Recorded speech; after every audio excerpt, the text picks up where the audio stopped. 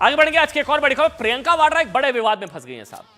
केरल की वायनाड सीट की बात करेंगे, जहां से राहुल गांधी दूसरी बार सांसद चुने गए। इस बार सीट छोड़ने के बाद इसी सीट से प्रियंका वाड्रा मैदान में है। यहां तक सब ठीक, आगे सुनिए। वायनाड सीट पर वोटिंग होने से महज 4 दिन बाकी है। 13 नवंबर को इस सीट पर वोट डाले जाएंगे। वोटिंग से ठीक पहले केरल के मुख्यमंत्री पिनरई विजयन ने वायनाड सीट से कांग्रेस उम्मीदवार प्रियंका वाड्रा पर बहुत बड़ा आरोप लगा दिया। अब ये तो इंडिया अलायंस में है लेफ्ट भी, और इंडिया अलायंस में है कांग्रेस। तो लेफ्ट ने कांग्रेस, मतलब इंडिया अलायंस का आरोप इंडिया अलायंस पर, लेफ्ट ने कांग्रेस पर क्या आरोप लगाया?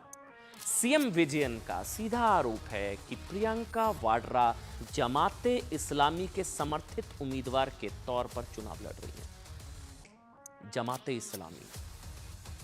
कल यानी गुरुवार को सीएम विजयन ने फेसबुक पोस्ट किया।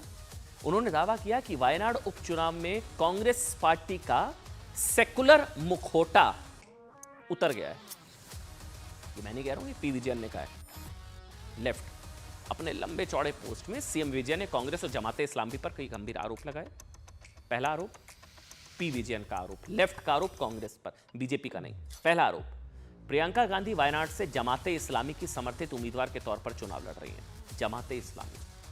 दूसरा आरोप, वायनाड उपचुनाव में कांग्रेस का सेकुलर चेहरा पूरी तरह से बेनकाब हो चुका है। लेफ्ट कह रहा है ये इंडिया अलायंस से, इंडिया अलायंस समझ लीजिए, दोनों इंडिया अलायंस का पार्ट है। तीसरा आरोप, जमाते इस्लामी भारत और भारत के लोकतंत्र को महत्वपूर्ण नहीं मानता। चौथा आरोप, जमाते इस्लामी किसी भी तरह के लोकतांत्रिक शासन को स्वीकार नहीं करता। तो कांग्रेस क्यों सपोर्ट ले रही है? या अगर जमाते इस्लामी प्रियंका को सपोर्ट कर रहा है, जैसा कि दावा पी विजयन कर रहे हैं, तो खारिज किया जा सकता है। नहीं, इनके सपोर्ट की जरूरत नहीं है। इन आरोपों के साथ ही सीएम पिनरई विजयन ने कांग्रेस को एक बड़ी चुनौती भी दी।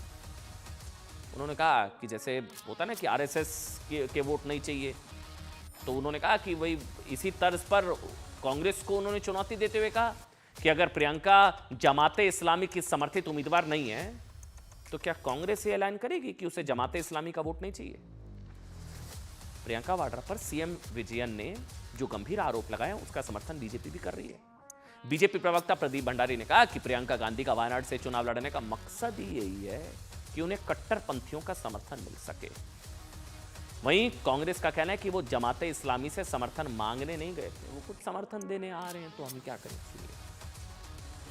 Well, it is blatantly clear that Priyanka Vadra and Rahul Gandhi asking for support of Jamaat-e-Islami has cleared their stand that they want to run the Congress party as the modern Muslim League.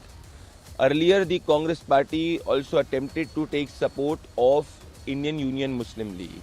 All of this points towards only one factor, that the Congress party is the front of the Tukde organizations, and Congress today is a 100% communal, 100% appeasing party.